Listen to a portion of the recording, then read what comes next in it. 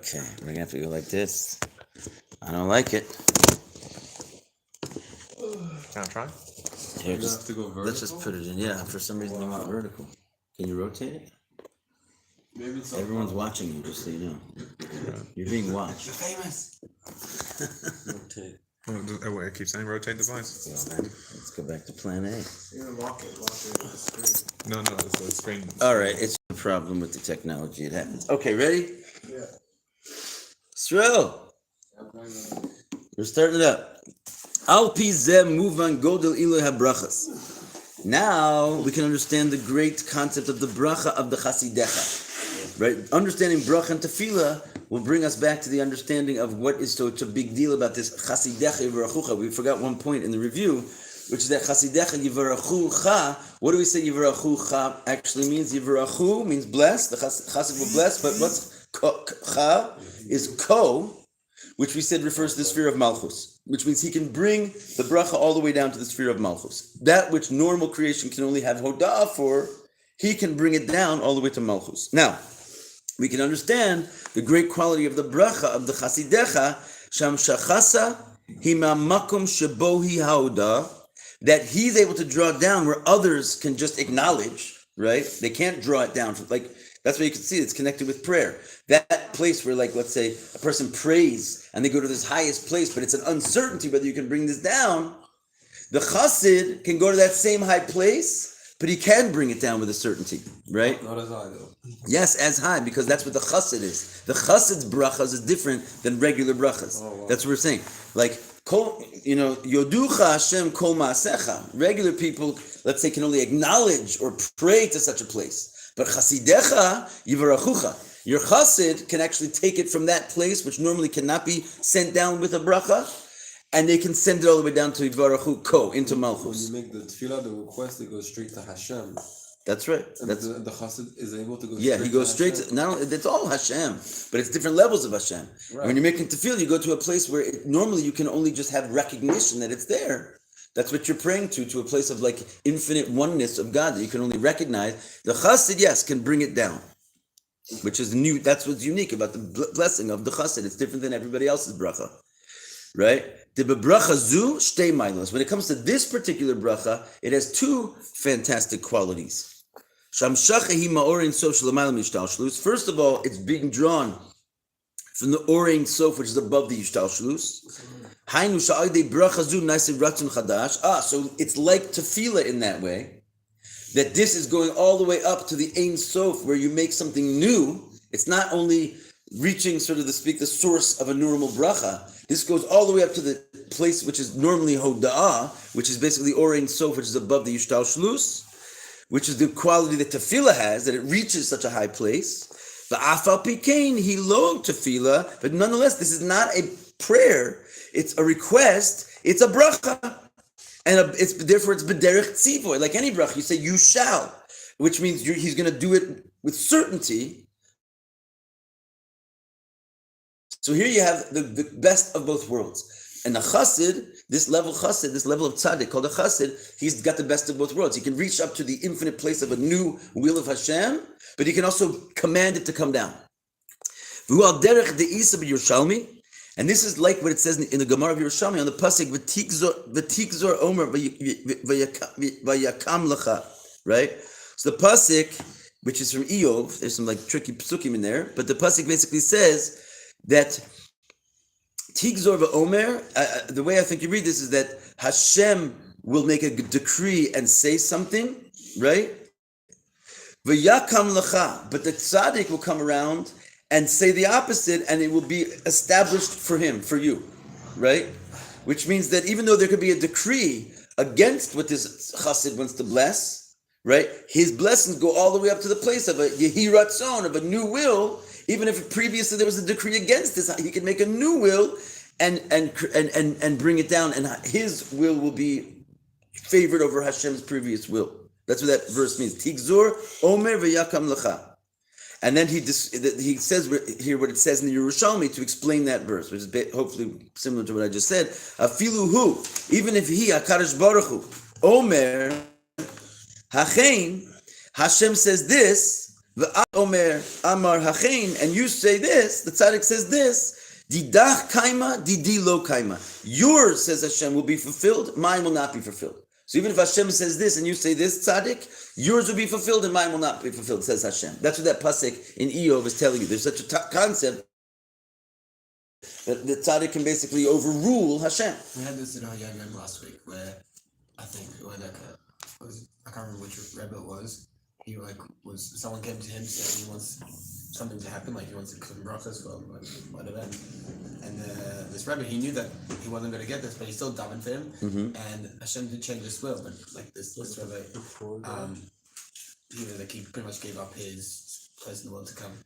That could happen as well, but you don't always have to give up your place in the world to come. It's not always a trade-off. Like it could be that the chassid is so high, he could just make a new will. But you're right. Sometimes they have to trade something off for that. But in this particular case, that's not the point he's making. You can just the tzaddik has the power to just change the decree, and by way of command, right? Gesundheit. This that Hashem nullifies his decree before the decree of the tzaddik. Who ki tzaddik mamshich ratzon chadash. It's because the tzaddik is able to draw forth a new will in Hashem. Hashem's will to be angry. The chassid brought this new will to be happy. Hamayla the tefillah, which is exactly what davening does. That's what tefillah does. It changes Hashem's will. But the manner in which he changed Hashem's will was lo aydei bakash. It wasn't because he requested Hashem, please change your will. Yehi ratzon. He didn't do that. Ela aydei gezeres hatzadik. He just said, you're going to be blessed, and he commanded it, and that was enough to change Hashem's will. It had the power of the bracha and the tefillah. Mailas habracha she b'derech tzivo. It had the quality also of a bracha, which is by way of command. So it had both. Right? And we see that that's actually something that's brought in the Gemara of Yerushalmi based on a pasuk in Eov. So it's it's an old concept. The Rebbe is just bringing it out here. Yeah. Is he going to further explain how that's possible? Like how you're going to do it? Like yes. Yes, you have to become a chassid. I'm on the and way. We're not talking about a chassid like a regular chassid, like with a borrowed name. We're saying that there's different levels. There's tzaddik, yashar, right? Tamim, chassid. You have to be a tzaddik already at the highest level of a tzaddik, and then you can do it too. Okay. So you got a little work to do, but first we're going to learn what the one mimer here. Okay, mamshich ba'mimer, right? Not always are we learning the how-to book. Sometimes we're learning the how the heck do they do it book, right?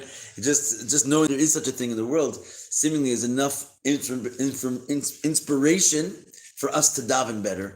Not necessarily are we totally saying, although the Rebbe always says that even though the levels that are being discussed in the Tanya and Chassidus are for like Yechidi, Segula, and special people are not relevant to us, he says always the fact that we're being told about them means we do have some, efetz katzeu, shemetz maneu. We have some like edge of a percent where it is relevant for us. So we always have to take it personally as well. Mamshich ba'maimer. Okay, Os Dalet. We're going to continue. So we're basing all this on a mimer from the Rebbe Rashab, and he says that he continues in that mimer. Shamshach shaldei bracha dechasidecha, he al derech hamshach shaldei Torah. All right, so he's throwing a lot of concepts around. He says now that the bracha from this chasidecha is similar to what's drawn down through Torah. So this is the immediate answer to your question. In a certain sense, learning Torah does something like this, right? The al yidei Torah naisa shinoi v'chidish ba'olam. That by learning Torah, as we're going to see some examples, a change can happen in the world, right? Especially if you're on a high level of Torah, where you're bringing like chidushi Torah, you basically you're seeing something new. That no one's ever seen it this way in the Torah. It actually changes it in the world, and it actually makes a change and a newness in the world. Which means, in the brackets, he says, you create something new that wasn't even in the root and the source of the world. Like when Hashem created the world through the Torah, the world looked a certain way, right? And so even in the source of the world, it looked a certain way. When some tzaddik or some you is going to go into the Torah and find some brand new way of understanding this, then you basically are showing a new world inside the Torah. The Torah never revealed such a world that came out of it before. So now the world that the Torah produces is a world that has never been seen, not even the source of the world as it is in the Torah. Because you renewed the Torah, you also make something new in the world. And what is this change and new thing? Lo b'derek b'kasha kebetefila. Similarly, when you're learning Torah, you're not changing the world because you're asking for the world to change. A request, like davening, elo derech memela. It's an automatic thing. You learned the Torah, you brought out the Chiddush, you basically, therefore, the Torah is now going to create the world according to your new Chiddush. This is not a request that you made. It's similar to a bracha in the sense that it happens automatically. And then he gives you an example. Again, not everyone so easily can do this, but he says like the Rashbi. Right? There's a famous story, right? That the one time the world needed rain, and it was a serious drought in Eretz Yisrael. They went to different people, no one could pull it off. Yeah. And they went to Rashbi, and what did the Rashbi do? He said a Dvar Torah on a pasuk, Hine matovu manayim sheves achim gam yachat, right? There's a lot of memorim which start with this these words. When you get to Lag BaOmer, we'll get much more into this details of this story, but essentially it started to pour, right? So all he did was give a new insight into Torah. Mind you, that it wasn't really even about rain, right? But because he showed some brand new concept that no one ever seen in the Pnimius of Torah, the world was created now suddenly from this new level of Pnimius Torah, and that world had rain in it, right? Lots of rain. So basically, what do you see? That by learning Torah alone, not by asking for rain. There's other stories where there's a famous story of Choni Amagil, right? That it says the world needed rain. They went to the big tzaddik, and what did he do? He asked for rain, right? He prayed. Okay, he made a circle. He asked for too little. He asked for too much. Whatever it was. The point is, he got it to rain, but how did he do it? By making a tefillah. Rabbi Shimon Bar Yochai did not pray for rain. He just said a mimer, right? And it started to rain. So what do we see? That there's a way of Torah learning, which is like bracha. You can, first of all, you can make a new will. So in that quality, it has the quality of tefillah. Hashem decreed there would be no rain. And now through his Torah learning, there's, so to speak, a change in the will, and there will be rain. That's like the quality of tefillah. But how do you do it? Not by asking, by saying Torah like a bracha automatically. Right? And so he says, in order for there to be rain after it was already decreed,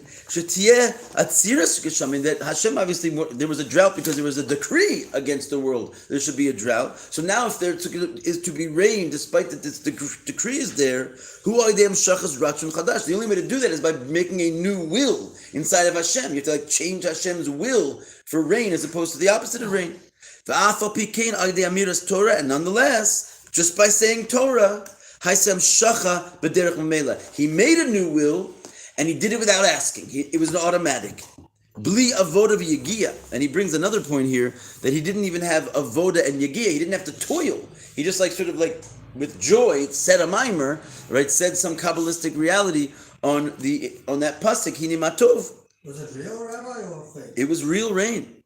And he didn't even have to, so to speak, toil for it. Like davening is like a tremendous toil.